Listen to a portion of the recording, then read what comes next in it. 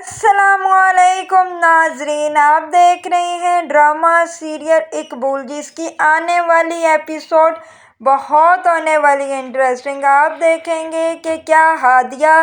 کاشان کے ساتھ رہ پائے گی یا نہیں۔ یہ سب کچھ جاننے سے پہلے اگر آپ میرے چینل پر نئے ہیں تو پلیز میرے چینل کو لائک شیئر اور سبسکرائب کر لیں۔ آپ دیکھیں گے کہ ہادیہ کا باپ کاشان کی بہت ہی منت مساجد کرتا ہے اور کہتا ہے کہ جو بھی ہو تم میری بیٹی کے ساتھ نکاح کر لو، کیونکہ اگر تم نے ایسا نہیں کیا تو کل صبح کے سورج جب طلوع ہوگا تو میری بہت بےعزتی ہوگی۔ پہلے تو کاشان نہیں مانتا، لیکن اس کی ماں بالآخر اسے منوا ہی لیتی ہے۔ اور ادھر آپ دیکھیں گے کہ ہادیہ ہاتھ جوڑتی رہتی ہے اپنے باپ کے سامنے کہ میں نے اس کے ساتھ شادی نہیں کرنی، آپ مجھ پر اتنا بڑا ظلم نہیں کریں۔ اس پر آگے سے سراج صاحب اسے کہتے ہیں کہ نہیں بیٹا، جو بیٹیاں اپنے ماں باپ کی عزت نہیں رکھتی، ان کی دلیسیں پھلانگ کر آ جاتی ہیں، ان کے ساتھ یہی ہونا چاہیے، وہ جس کے لیے آتی ہیں اسی کے ساتھ اس کا نکاح کرا دیا جائے۔ اس طرح آپ دیکھیں گے کہ کاشان کا اور ہادیہ کا نکاح ہو جاتا ہے اور وہاں سے سراج صاحب گھر واپس چلے جاتے ہیں۔ ادھر آپ دیکھیں گے کہ جب ہادیہ اپنے کمرے میں آتی ہے تو اسے وہ ساری باتیں سوچ سوچ کر بہت ہی غصہ آ رہا ہوتا ہے اور کہتی ہے کہ یا اللہ، میرے سے یہ کیا غلطی ہو گئی ہے۔ جب کاشان اندر کمرے میں آتا ہے تو اسے کہتا ہے کہ تم تو مجھ سے بہت محبت کرتی تھی، اب تمہیں کس چیز کا غصہ ہے؟ تو وہ کہتی ہے کہ تم کہتے ہو محبت، وہ میری سب سے بڑی غلطی تھی، میں تو اب تمہاری شکل بھی نہیں دیکھنا چاہتی، میں تو تم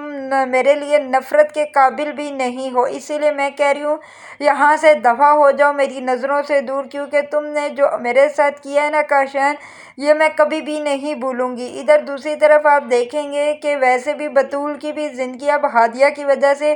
خراب ہو چکی ہے۔ حاشر اس کا اعتبار نہیں کرتا، کیونکہ وہ کہتا ہے کہ ایک بہن اگر ایسے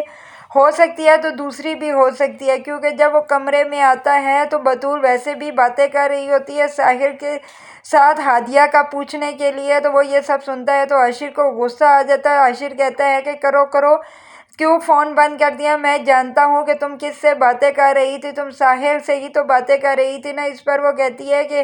بطول کہتی ہے کہ آپ کیوں حاشر ایک بات کو طول دے رہے ہیں، ایسی کوئی بات نہیں ہے، لیکن حاشر نہیں مانتا، اسے غصہ آ جاتا ہے اور وہ باہر چلا جاتا ہے۔ ادھر آپ دیکھیں گے کہ حاشر کی ماں اسے سمجھاتی ہے کہ بیٹا ایسی باتیں نہیں کرو، بطول بہت اچھی لڑکی ہے، تم ہادیہ کی سزا اسے مت دو، میں جانتی ہوں بطول کو۔ لیکن وہ کہتا ہے کہ بس کرے ماں، آپ تو ہادیہ کو بھی بہت پسند کرتی تھی، لیکن ہادیہ نے اینڈ ٹائم کیا کہا، یہ کہہ کر وہ گھر سے باہر چلا جاتا ہے۔ ادھر آپ دیکھیں گے کہ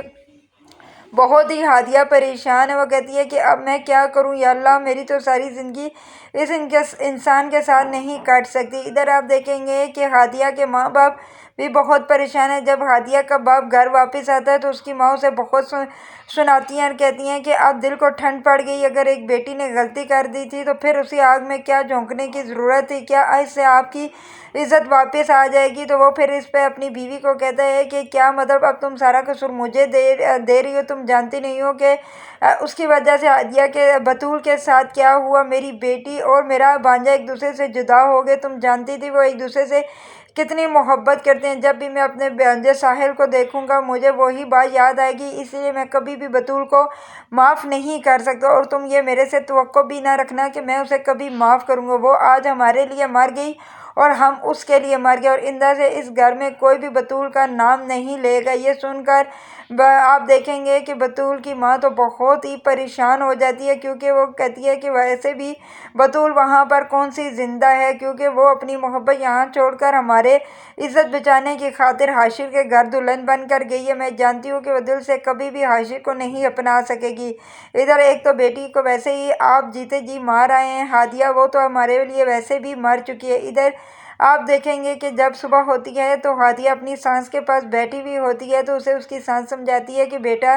جب ایک عورت سے غلطی ہو جاتی ہے تو اس غلطی کا کفارہ بہت بڑا ہوتا ہے، اور اب تمہیں یہ سزا ہمیشہ ہی کاٹنی پڑے گی، کیونکہ اگر تم ہمت کے ساتھ یہ سزا کاٹو گی تو شاید تمہارے لیے کچھ کم ہو جائے، نہیں تو اگر ایسا ہی رہا تو یہ بہت سخت سزا بن جائے گی، میں تمہیں سمجھا رہی ہوں کہ ہمت سے کام لو، اب تم نے کاشان کے ساتھ ہی زندگی گزارنی ہے، تم جانتی ہو کہ وہ کیسا انسان ہے، اور اس کے ساتھ ایسے ہی بن کے رہو گی تو